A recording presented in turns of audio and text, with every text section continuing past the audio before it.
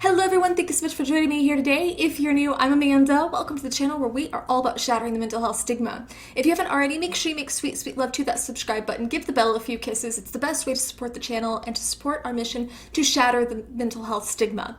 Also, you don't want to miss any of these reactions, any of my vlogs about my mental health journey, any of my celebrity interviews about theirs, or any of the other content I'm adding to help you with your mental health or help you help others. Today's reaction is a request from David Gaps, my Patreon. You know I love you so much.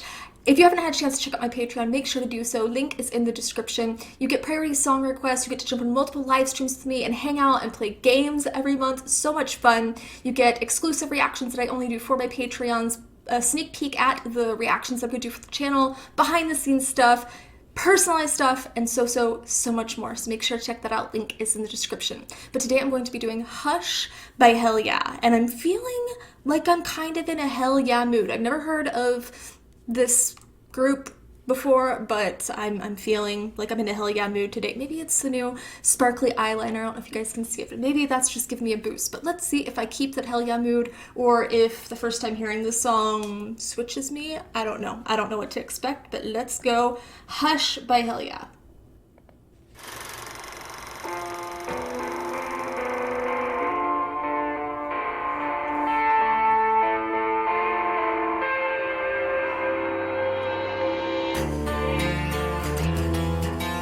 You pray for quiet, inside your head the screams won't silence. I remember those days, the terror that's the home, the fear that's in your bones, it just won't go away, no. The strangled holds, the insulting names, the wound up shirt around his fist, the nose-to-nose fist. Thrown down onto the floor, so battered, bruised and sore. Thrown down onto the bed, get back until you break your neck. Oh, hell no. My shadow needs to calm down for a moment. My dark passenger is a little triggered right now. I'm still working. Was that guy's drumsticks on fire?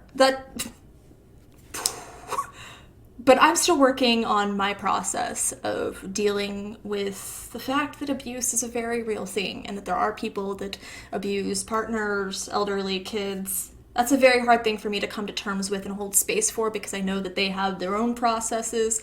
But the Dexter part of my brain just doesn't have much patience for people like this. The beer stinking breath caught my attention because men who do have alcohol dependency are 6 to 7 times more likely to be abusive toward women. So there is a very real connection to that and to the fact that alcohol, which activates the prefrontal cortex of the brain, it changes the prefrontal cortex of the brain that is responsible for aggression, anger, social behavior, that kind of thing. So there is a very direct correlation between those things.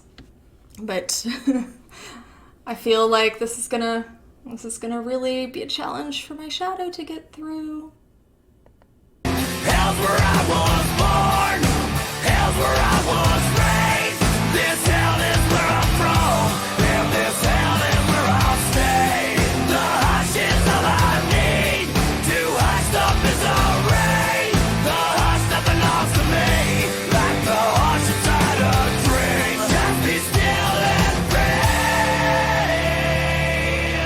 and let the noise just fade away. Retain the vibe.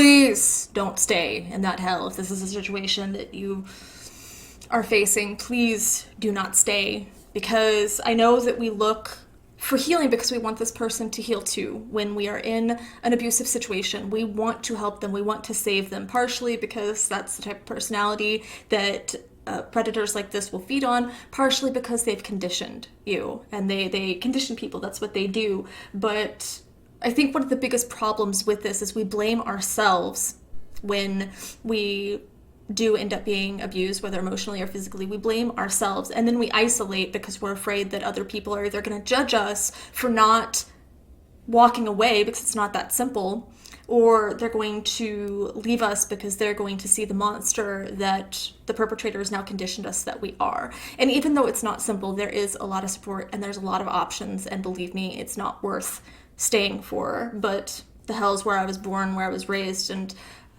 where I was from and where I will stay. This is all that they know at this point, and they have gotten to the point where it's normal. And I think the part about the holding the gun up to the head, I'll pull the trigger on myself, is you get to the point where it's just, okay, whatever, just let's get this over with. I'll take the blame, I'll take whatever, just let's get this over with. Maybe this will be the last time. Spoiler alert, it won't be. It never is, but that's where I'm at right now. Hush is all I need to hush the misery. The hush never belongs to me. Like the hush inside a drink. Just be still and breathe.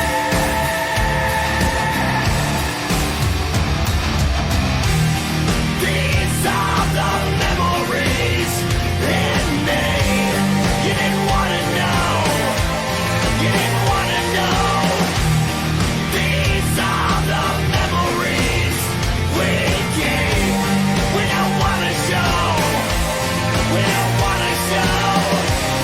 But now it needs to know. You're not alone. Hush is all I need. Hush the misery. Hush belongs to me. Like the hush inside a dream. Hell's where I was born. Hell's where I was raised. This hell is where I'm from. And this hell is where I'll stay. The hush is all I need to hush the misery. The hush that belongs to me. Like the hush inside a dream. Just be still and breathe. And let the noise just fade away.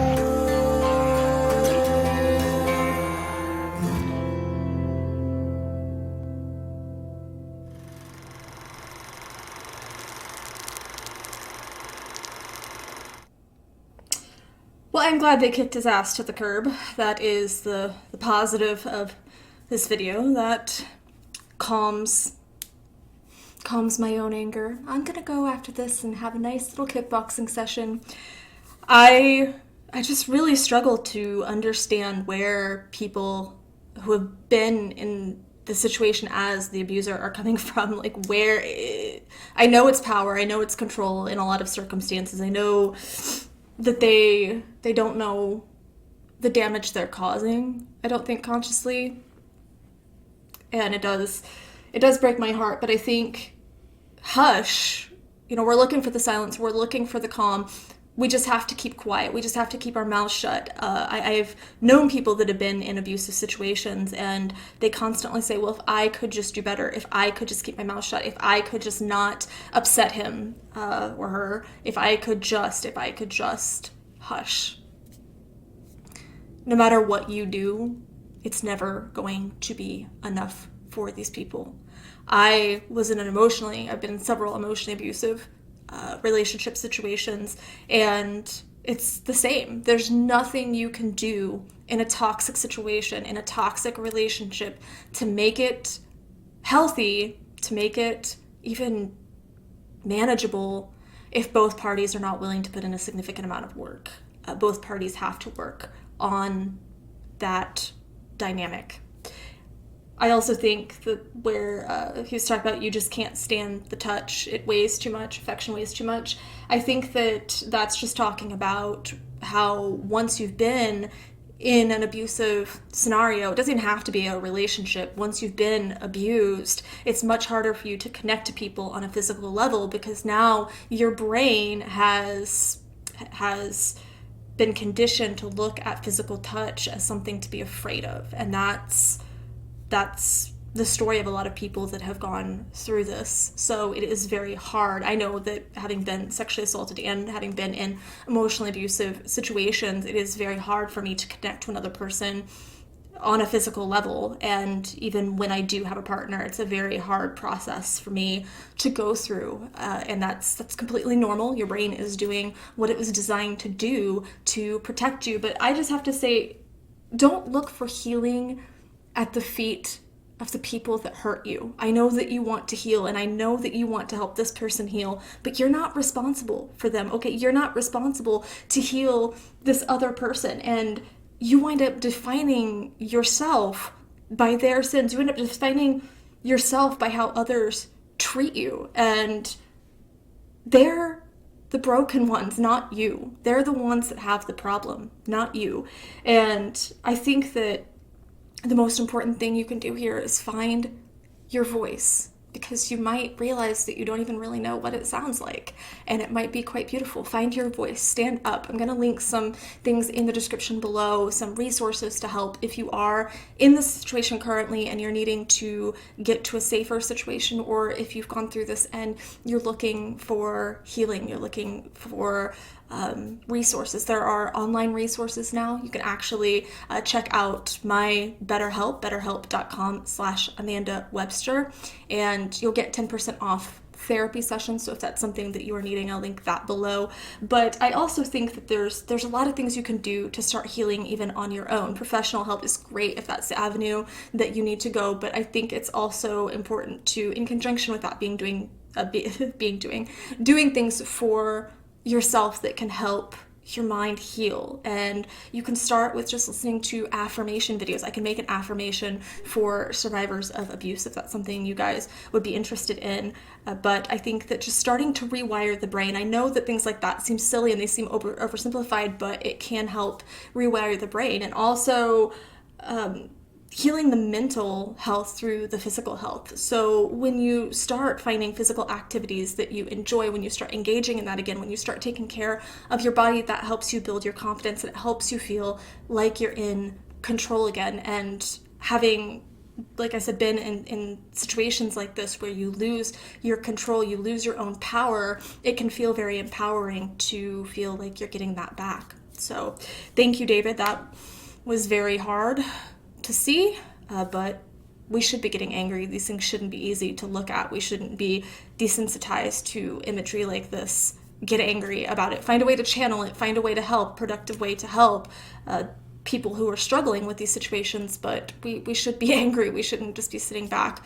I will say, if anyone ever did this to Bryston, my dark passenger would not be silenced or calmed by a little kickboxing session. And I just wanted to bring up, like I said, my process with the anger, because I know it's probably all over my face and I didn't want to deny that part of myself. I do have my own struggles and my own challenges. So thank you for allowing me to challenge that a little bit today and being able to work with it. I like being challenged. I like being exposed to things that are difficult sometimes, just so I can find ways to work through them. So thank you for that, David. And as always, share your stories here in the comments section. I want you to know that you are safe here. Nobody's going to judge you, and if they do, they get the boot. This is how we shatter the mental health stigma. We have to talk about our stories. Share this video. You never know who might need to see it. Give it a thumbs up. And I love everything, you guys, so much. Mwah.